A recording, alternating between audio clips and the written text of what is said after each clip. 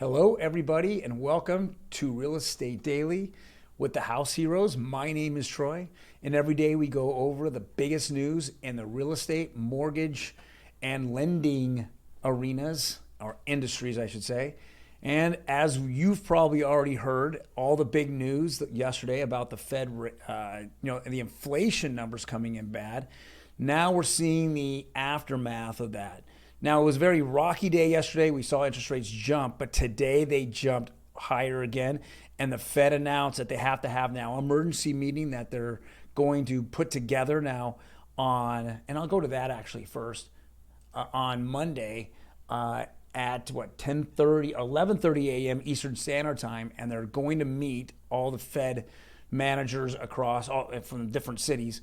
And I think what they're going to do, and the market's kind of bracing itself for, is having at least a quarter interest rate hike or increase, on Monday. And that, I think, is the beginning. I believe that next month when they meet in their regular meeting time, they're going to go and probably do another, half a point going up there.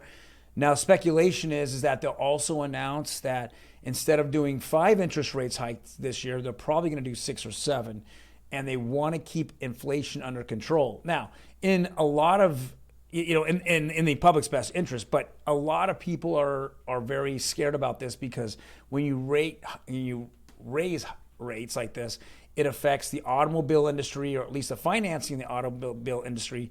But it mostly affects here, and it hits home as mortgage rates rise. And that would lead us into another one of our articles here from CNBC.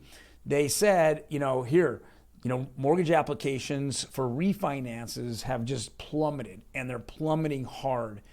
And then as you see, purchase applications are now plummeting as well. Now, I don't think the purchase side of this, interest rates rising, will hurt that much. I think that there's still so many people desperate for homes out there, but really, an interest rate wise, the only couple reasons why you would do a refi is, number one, you want to lower your interest rate. Well, now our interest rates are now about 4 or 5 years old. So now we're matching back in 2019-ish, 2018.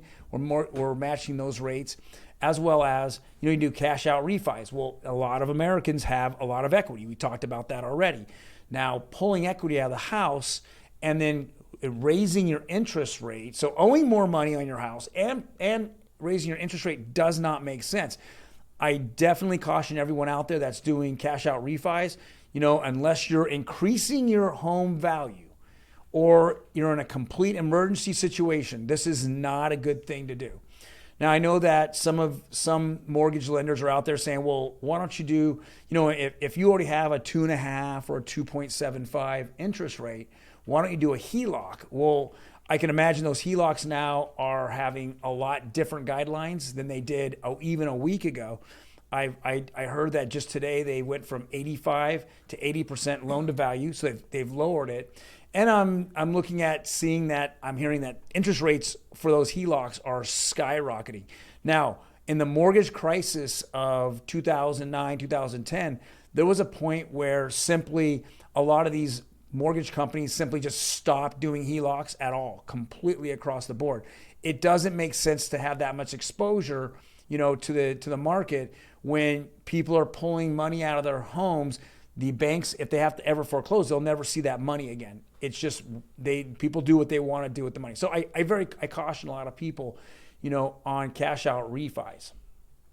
Next article here is, again, it's all the fun stuff for me in crypto. It's the risk and rewards of investing in a metaverse real estate boom.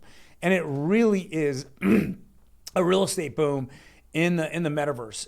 As we see companies such as Apple and Facebook, which changed their name to Meta, as well as many companies. Even Walmart has come out and said that they're getting in the metaverse. Gucci just did it a couple of days ago. So did McDonald's. I mean, everyone is just piling in on the metaverse. That land is becoming extremely valuable.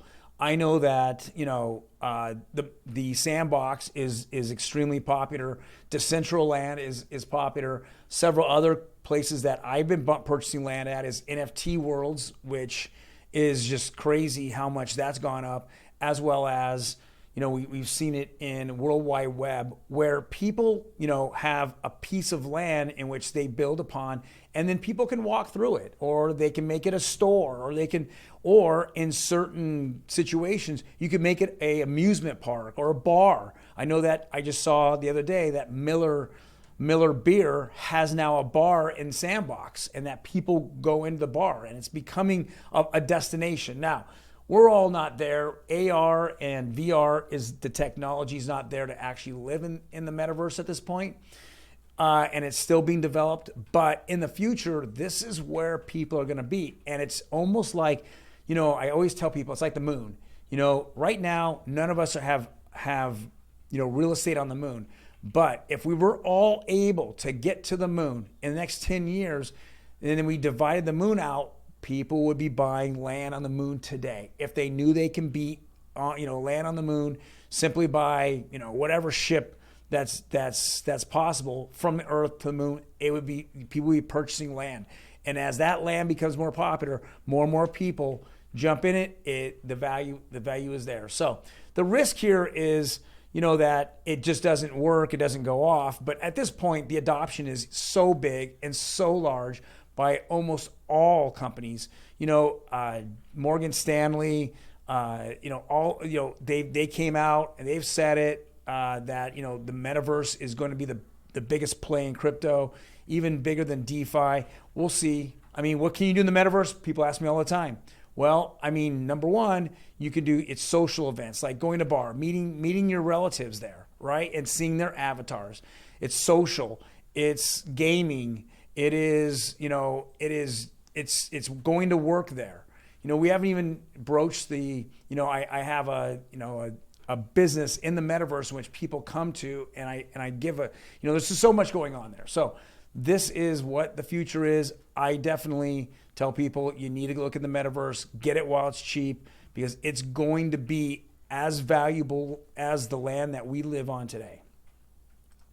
Next article here is CNBC. It's rents going up 30% and more in some cities. Now, I know that when I look at the CPI numbers, it's kind of ridiculous. They're saying rents raised about 4% in the last 12 months. It doesn't make any sense to me. I see those numbers are so skewed and they're so off, but this is more of reality here. Rents are up 30%. The moratorium ended in September, and with that moratorium ended, it allowed, landlords to go ahead and raise their rents. And imagine, they haven't been able to raise rents or evict anybody in the last, 12 to 18 months. And now they're able to readjust rents. Now, in some rent control areas, you can't do that. There's a percentage that you can only raise the rent, but we're seeing this more and more where in areas that there is not rent control, that we're seeing huge jumps.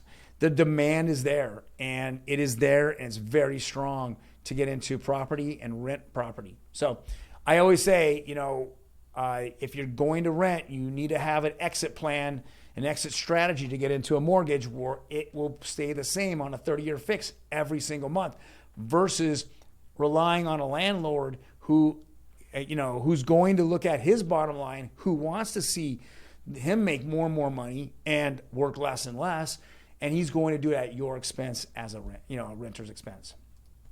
And then the last here we go over every day is the rates, and you see them just explode. This was as of last night. We're looking at 30-year conforming is just jumped way over 4%. Yet the day before, it was under 4%. It went up 12 basis points, which now has it over 4%, 4.07. And now we've seen 30-year fix go above 4.1. So it's at 4.12. And today, as I talked to a lot of my colleagues here, they're saying that this rate hike just continued to jump even further. So we're seeing rates go up. If you're looking for a house, it just looks like the inflation numbers are going to keep going up and up. And if that's the fact, as we get deeper into 2022, we're just going to see rates go up and up and up and as well. I had predicted that we could touch 4.5. We're pretty much closing in on 4.25 right now. So I don't know if I'm going to be correct or I'm going to be under what the actual number is going to be. With that being said, if you're looking for a home, please get very aggressive out there. I know some people's mind thought is, well, rates go up, less buyers. It's not less buyers. There's no less buyers. It just means that they can afford less. But the problem is there's too many of them that can afford a lot. And you have to look at that mindset. I've got to get a house. There's not going to be enough homes for the amount of people, and do not rely on new home builders to come in and give you, properties and sell homes to you within a affordable range. They're not going to do it. They're for profit. All right, guys. Well, thank you very much. I appreciate you joining me here. If you like the comment, hit that like button. If you think that this can benefit anyone, hit the share button. And definitely, if you want to see when we go on, hit that, hit the notification button, and it will notify you when we go on every single day, Monday through Friday. All right. Well, you have a fantastic weekend, and we're hoping that we're seeing something positive on Monday with that Fed emergency meeting. Otherwise, enjoy the Super Bowl. Go Rams.